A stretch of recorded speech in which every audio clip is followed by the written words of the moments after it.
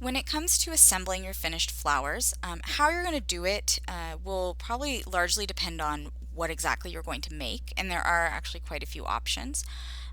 But there's some general things that will help you along the way, and things that you'll want to keep in mind. The first one is that obviously you want to make sure you know what order everything goes into. Um, with the daisies or the sunflower, all you have to remember is sort of which piece. You'll want to remember which way you had them dry. So you should have a slightly flatter petal piece that will be the bottom, and then a one that probably the petals are sticking up just a little bit more, that will be the top petal piece, and then the center.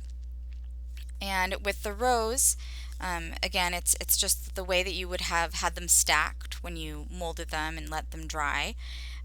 And you start with the flattest of the larger petal pieces, go to the next one, the more open of the smaller pieces, and then the smallest one in the middle, which is pretty easy to identify.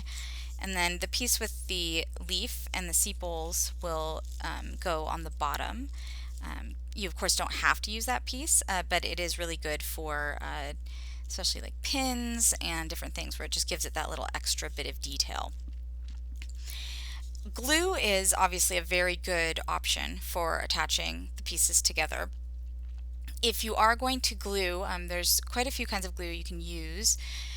There's glue that is specifically for leather, like this Leathercraft cement from Feebangs, which is very good. Other kinds of glue that you can use are hot glue, fabric glue works well, any kind of glue that is good for a material that is still flexing.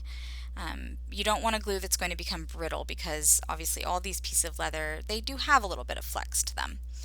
So before gluing any layers together, the thing that will give you the most success in terms of a good strong glue hold is to rough up the leather. You can do it with either like a pointed tool, like an awl, or with the tip of a blade.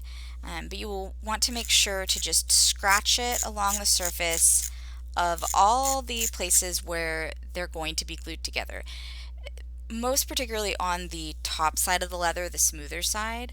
But if the back side of those pieces is fairly smooth as well, it does not hurt to go in there and scratch them off. And it'll just raise some texture, and it gives the glue a lot more to grab onto. And especially if you have painted your pieces, that tends to make them kind of slick, and the glue will just stick so much better if you just make sure to kind of rough that up and texture all the surfaces that are going to be meeting and glued together. In terms of strength of hold, glue can do a lot, especially with the sunflower and the daisies, because they have, for the size of the flower, pretty big areas that are glued together. The rose is a little bit harder because of as the petal pieces get smaller, especially this top one, there's not that much room for glue to grip onto. And because of the way the layers of petals sit, they kind of push at each other. They're not nearly as flat as these.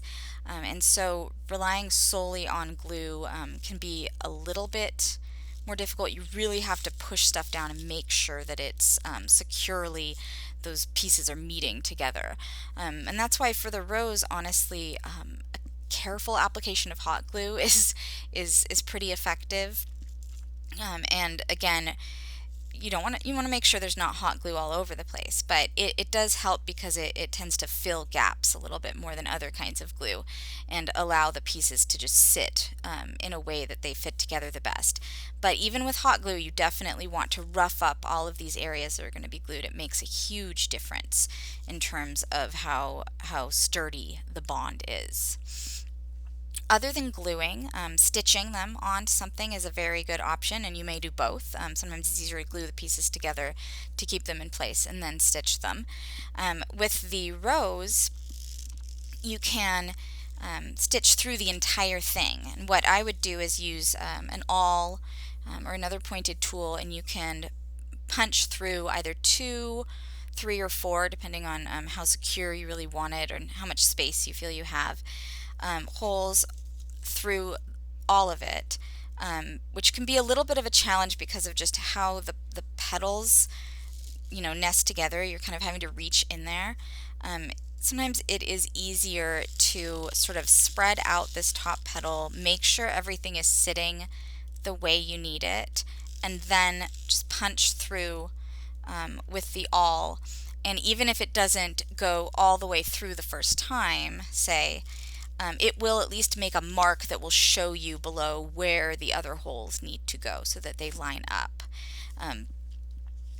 And the other option too with the rose is to stitch, say, the bottom layer onto whatever you want to attach it to, or possibly these two bottom layers, and then glue the rest on top of that. And that also can add some extra security, just because where it's attaching to, say, a pin back or a piece of hardware is just going to be a little bit more sturdy, so that the flexing of the leather is not going to pop it off there if it's just glued, because it's really where we're gluing the flexible leather onto something rigid that it's not quite as trustworthy. Now with the sunflower or the daisy, you can stitch either just the bottom layer or both of the bottom layers onto something, and then just glue the top on to cover the stitching. That is also works for using potentially like a rivet, to rivet those bottom layers onto something, and then you can glue this guy on top to kind of hide that.